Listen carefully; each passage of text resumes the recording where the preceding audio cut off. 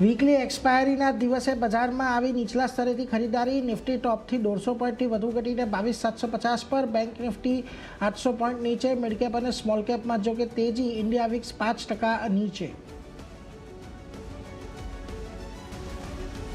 Nifty capital market અને capital ગુડ્સમાં સારી તેજી. બંને ઇન્ડેક્સ 2% વધ્યા. સરકારી બેંક ઓટો શેરમાં પણ સારી તેજી સાથે કેપિટલ માર્કેટમાં CDSL કે ફિનટેકમાં 3%થી વધુનો ઉછાળો. આ સાથે સરકારી બેંક ઓટો શેરમાં પણ સારી તેજી.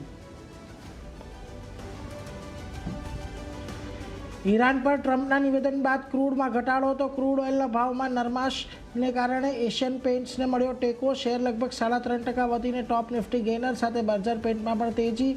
હાલ બ્રેન્ટના ભાવ $103 પ્રતિ ડોલરની નજીક.